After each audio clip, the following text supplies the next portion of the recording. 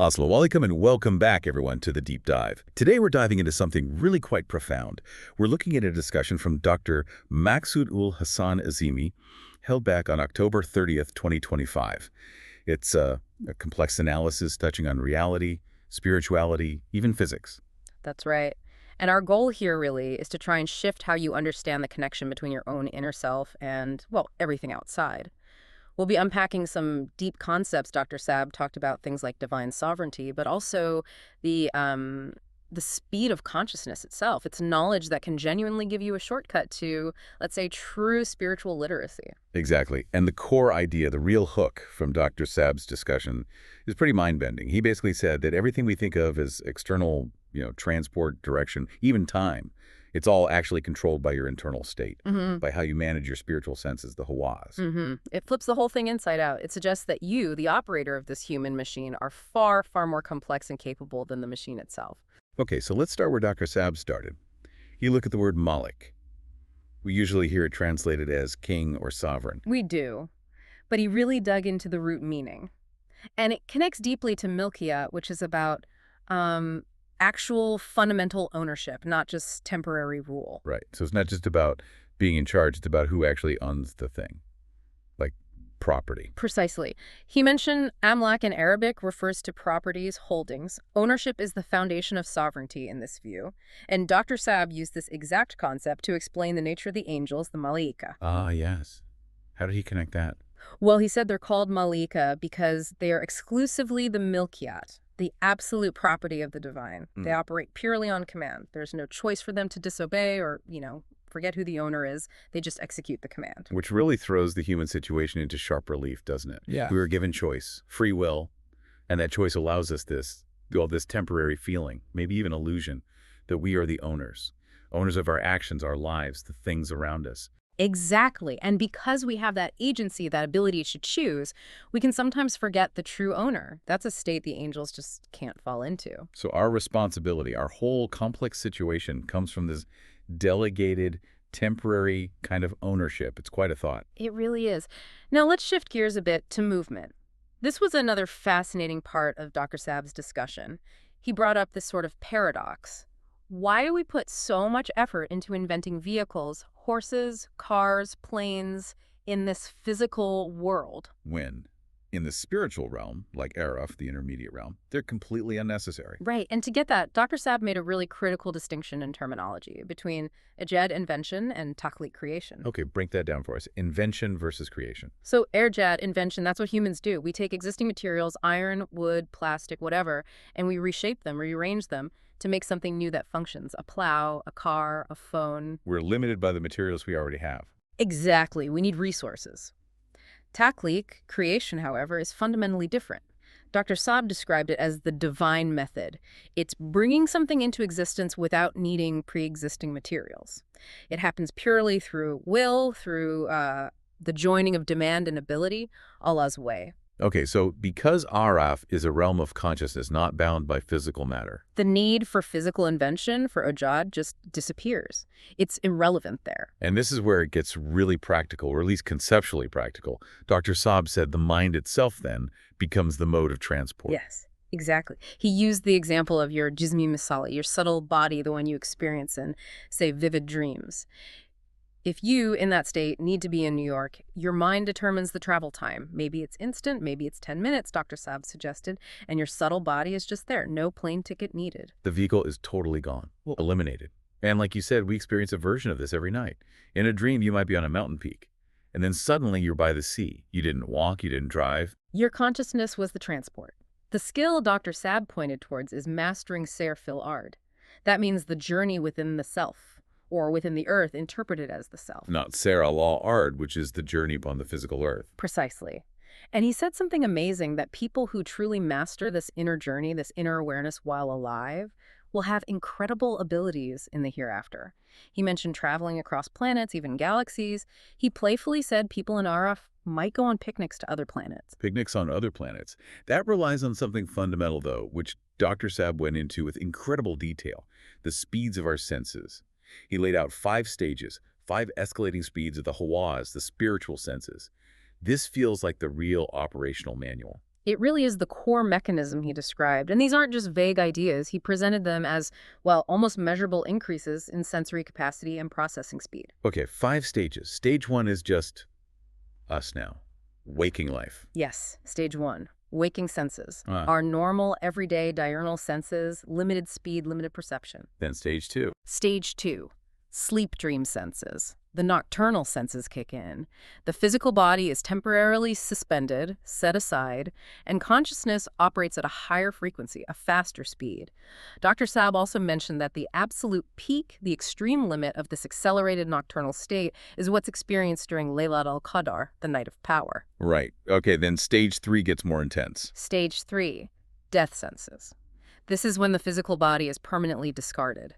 At this point, Dr. Saab stated, the senses accelerate dramatically to 365,000 times the normal waking speed. 365,000 times. That's hard to even conceive. Is that like literal speed or processing power? It seems to represent an exponential leap in the soul's capacity to perceive and process information. It's about the sheer volume and speed of awareness. Okay, what's stage 4? Stage 4, Yom ul-Qiyamah, the day of establishment. He explained Qiyamah means to establish. It refers to the full establishment of the soul senses. Here, the speed increases again to 3.65 million times the waking speed. Wow, 3.65 million. There's one more. Yes. The 5th and final stage, detailed, was Hashr and Nushr, gathering and dissemination. Here, the acceleration reaches 18.25 million times.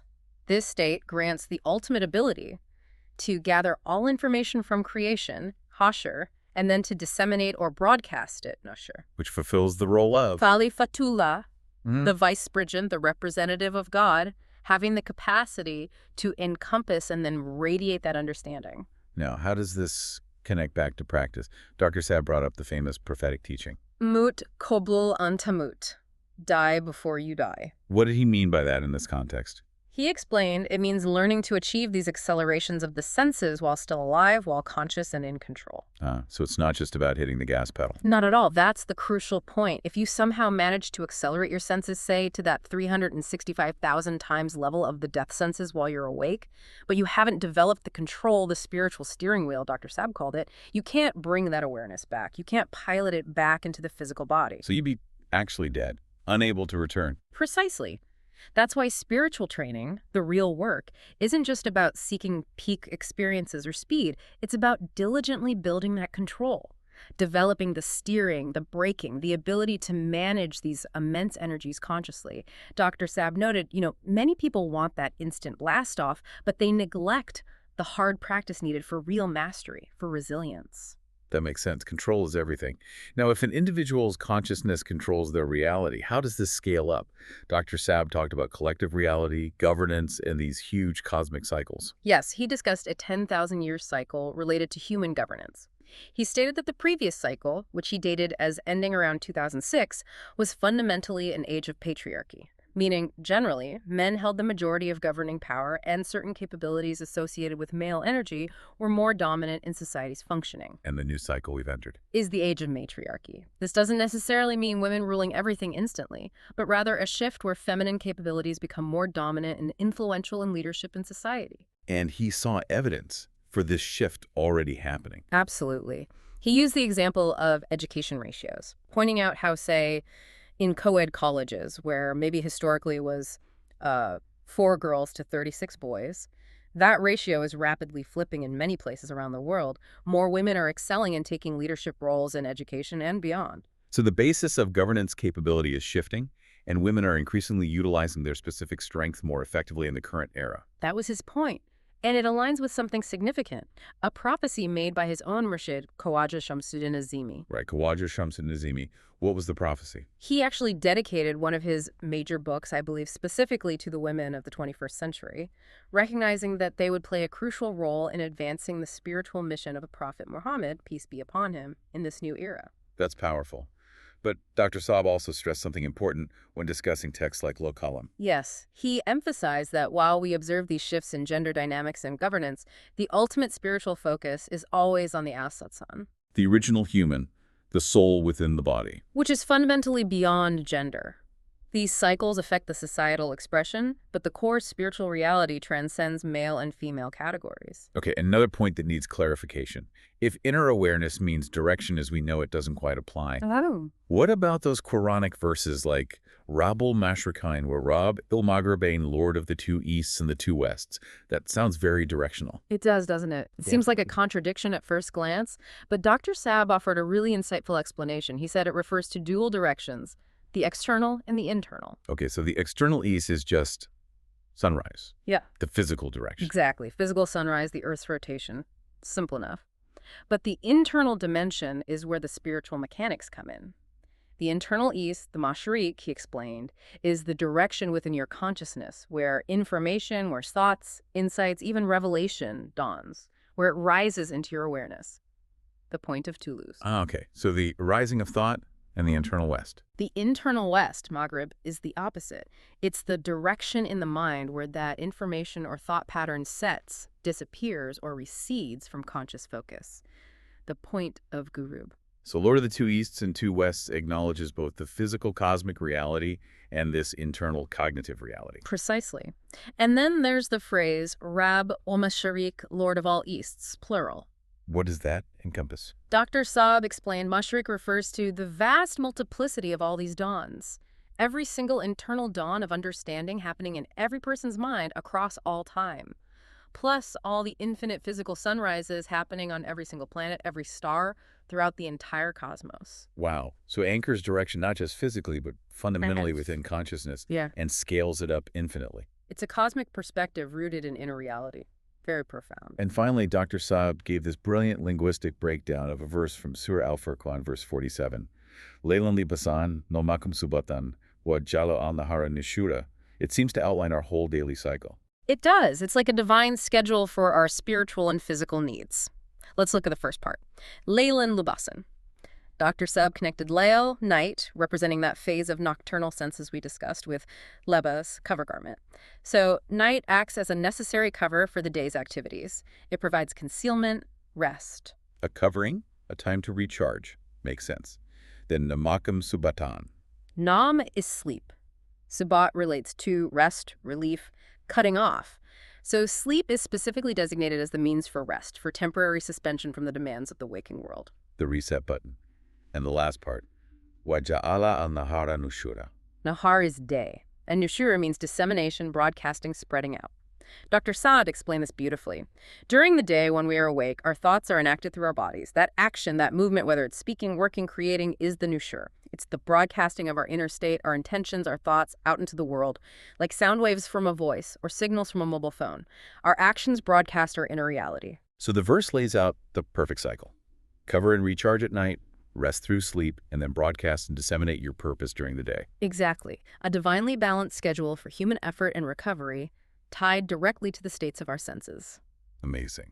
So wrapping this all up, what's the big takeaway for someone listening trying to apply this? I think it really boils down to one powerful shift in perspective. Stop looking only outside for answers or control.